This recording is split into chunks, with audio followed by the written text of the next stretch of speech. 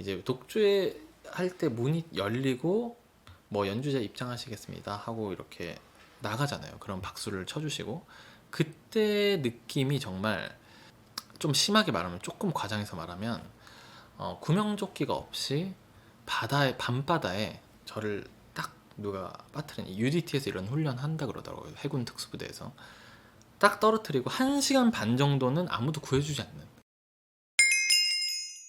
안녕하세요, 일구쌤입니다. 오늘은 독주에 대해서 좀 궁금하신 점에 대해서 좀 얘기를 해보려고 해요. 제가 얼마 전에 사실 지금도 그렇지만 좀 심하잖아요, 이런 사회적 거리두기가.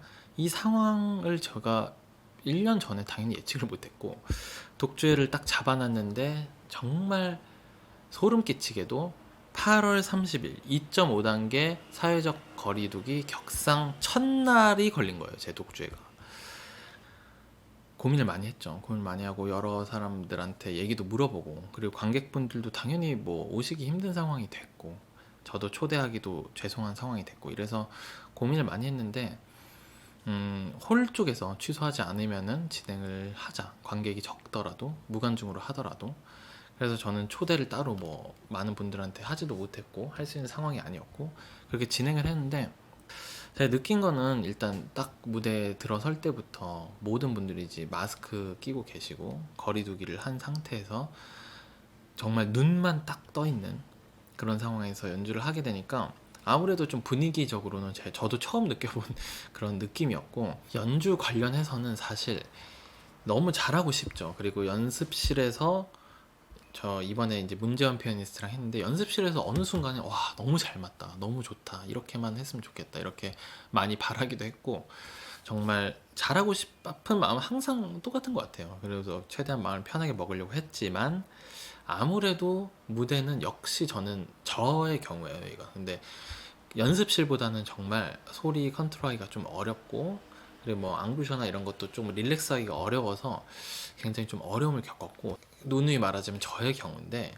이제 독주회 할 때 문이 열리고 뭐 연주자 입장하시겠습니다 하고 이렇게 나가잖아요. 그럼 박수를 쳐주시고, 그때 느낌이 정말, 좀 심하게 말하면, 조금 과장해서 말하면, 구명조끼가 없이 바다에, 밤바다에 저를 딱 누가 빠뜨린, UDT에서 이런 훈련 한다 그러더라고요. 해군 특수부대에서 딱 떨어뜨리고 1시간 반 정도는 아무도 구해주지 않는 그런 느낌을 저는 또 다시 한번 받았습니다.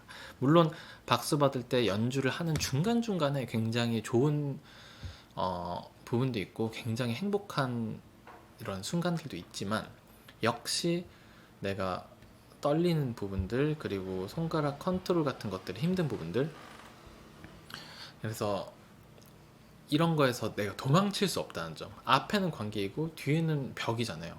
피아니스트랑 그 시간을 1시간 반을 딱 책임져야 된다는 부분에서 완전히 마지막 곡이 끝나고 뭐 앵콜까지 끝나고 정말 악기를 내려놓기 전까지는 어디 하나 기댈 데가 없는, 정말 의지할 곳이 없는, 홀로 서게 되는 그런 순간인 것 같아요. 사실 평소에 사회생활을 하거나 이러면서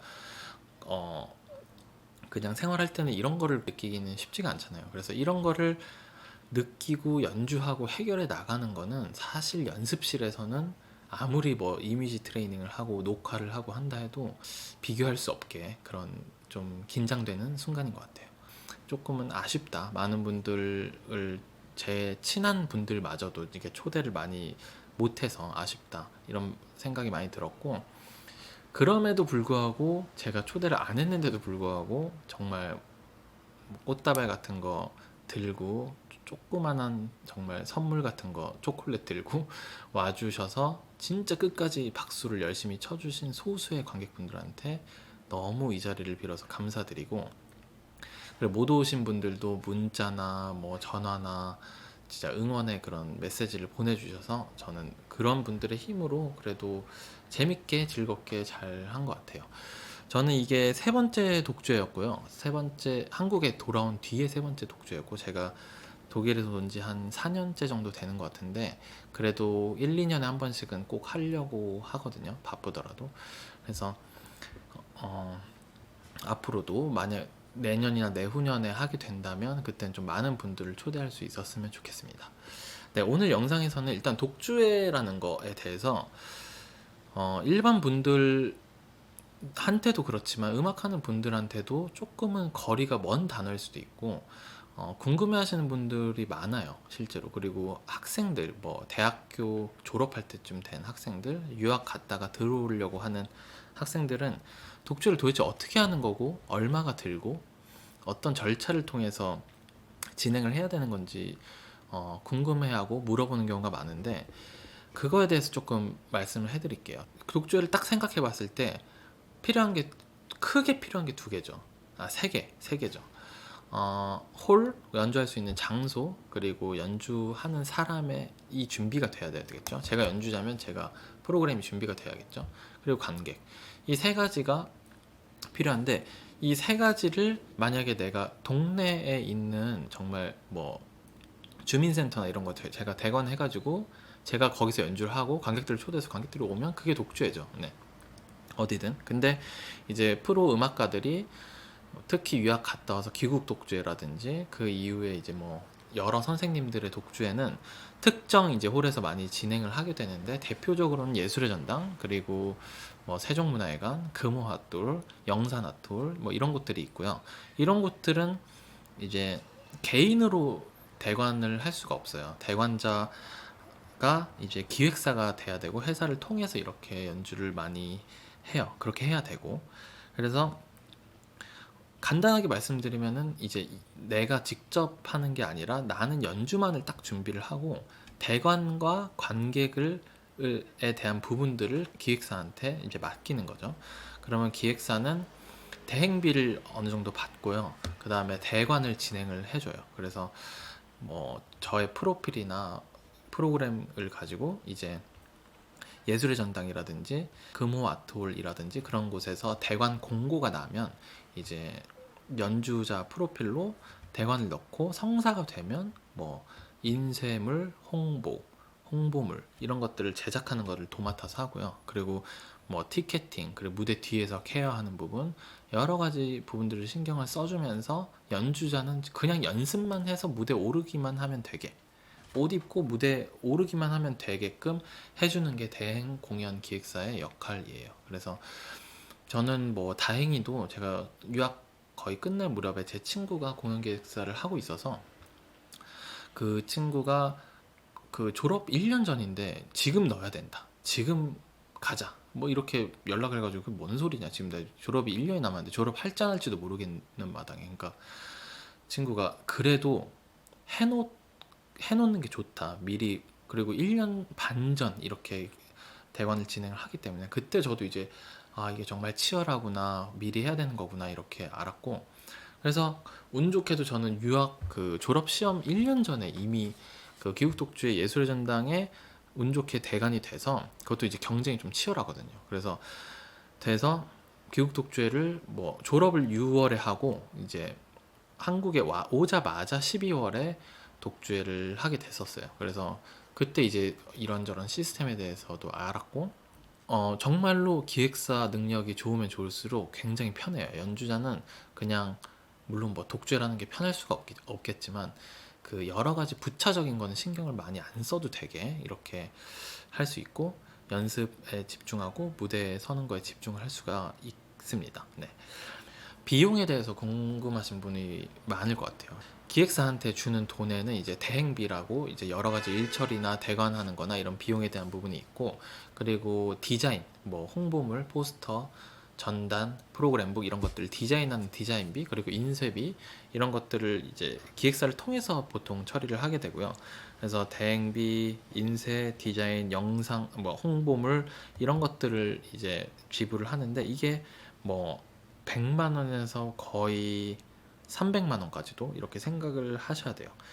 그리고 반주자가 필요할 경우에 피아니스트랑 같이 해야 되니까, 아니면 같이 실내악 공연을 껴 넣을 경우에는 실내악 그런 연주자들한테 페이를 줄 수도 있겠죠. 그러면은 그런 데 들어가는 돈이 이제 피아니스트한테 주는 반주비도 좀 들겠죠. 이런 것도 사실 뭐 진짜 친한 지인한테 아주 조금만 돈을 내고 이렇게 하는 경우도 있고, 정말 뭐 4, 50만 원부터 많게는 뭐 200만 원, 250만 원까지도 들 수 있는 부분이에요. 그래서 대행비, 반주비 이게 가장 큰 것 같아요. 모든 들어가는 부분 중에서. 그리고 이제 부수적으로는 그 영상물 제작하게 되면 홀에서 영상을 찍어주든 개인적으로 하든 영상에 대한 비용이 나올 수 있고, 사진 촬영 비용, 사진 작가님이 와서 이렇게 찍어줄 경우에는 그 작가님한테 이제 사진 촬영 비용도 들여야 되겠죠. 그러면 이런 것들은 이제 사실 생략을 하셔도 되고, 뭐 사정에 따라서 꼭 하고 싶으면 해도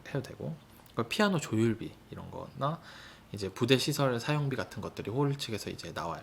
그래서 그리고 대관비를 제가 빼먹었네요. 대관비는 이제 이게 가장 중요한 건데, 홀 대관에서 이제 뭐 예술전당 얼마, 금호토 얼마 이렇게 해서 리사이틀 얼마, IBK 챔버 얼마 이렇게 해서 대관비가 있는데, 이게 지금 뭐 100만 원 후반대에서 거의 300만 원 가까이도 지금 형성이 돼 있는데, 부담이 되는 가격이죠. 그리고 어쨌든 정리를 하자면 대관비, 대행비, 반주비, 그리고 뭐 부수적인 이런 인쇄 디자인비, 홍보물, 영상물, 사진 작가비, 그리고 피아노 조율 같은 거 하게 되면 피아노 조율비, 그리고 이제 의외로 조금 많이 들 수도 있는 게, 정말 이게 독주회가 어떤 면에서는 또 결혼식이랑 비슷한 부분이 있거든요. 왜냐면 정말 친한 사람들 다 이렇게 초대를 하기 때문에, 지금은 할 수 없겠지만 이제 코로나 사태 때문에 뒤풀이를 많이 해요.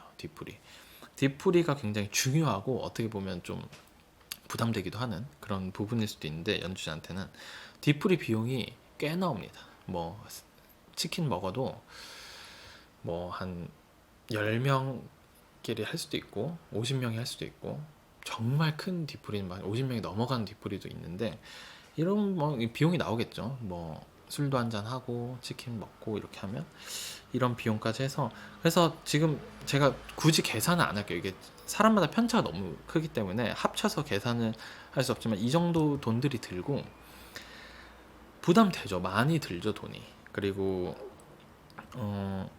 그래서 이제 여기서 이제 나오는 질문은, 그럼 독주를 도대체 해야 되나? 이거를 돈이 이렇게 많이 드는 거를. 그리고 내가 뭐 유명인이 아니면 티켓 수입으로 이제 이렇게 충당이 안 되니까. 근데 이것도 이제 선택인 것 같아요. 그래서 저는 1, 2년에 한 번씩 무조건 한다. 왜냐면 일단 연주를 하고 싶고, 제가 하고 싶고, 연주자잖아요, 연주자. 그리고 졸업한 다음에 누가 저를 위해서 이렇게 성대하게 독주회를 열어주지 않기 때문에, 그런 것들을 내가 비용적인 부담이 있더라도 내가 좋아하는 사람들 앞에서 내가 이때까지 연습한 것들을 연주하는 거는 의미가 없지는 않은 일 같아요, 저한테는 최소한. 그리고 이 비용에 대해서는 절약할 수 있는 부분이 충분히 있어요. 어떤 인맥이라든지, 그리고 내가 뭐 영상물이라든지 사진이라든지 홍보물, 인쇄비 이런 거에서 조금 절약할 수 있는 부분이 있기 때문에, 이런 것들은 좀 절약을 해 나가시면 좋을 것 같고, 어쨌든 선택인 것 같아요. 그래서 비용이 많이 들더라도 나는 연주자로서 독주회를 꼭 하겠다. 더 내가 유명해서 정말 누가 초청을 해주고 페이를 받고 하면 좋겠지만, 그래서 이거를 꾸준히 해나가는 쪽으로 저는 선택을 해서 지금 3번째까지 진행을 했고, 이 영상을 보신 분들도 한번 생각해 보시고, 이 비용에 합당하게 내가 독주회를 하고 싶다 이러면은 차근차근 이렇게 기획사에 연락하는 방법부터 해서, 기획사 분들이 이미 굉장히 저보다 훨씬 잘 아시고 말씀을 잘 해주실 테니까 그 상담을 받아보시고 이렇게 진행을 하시면 좋을 것 같아요. 긴 영상 봐주셔서 감사하고요. 다음 영상에서 또 뵙겠습니다. 감사합니다.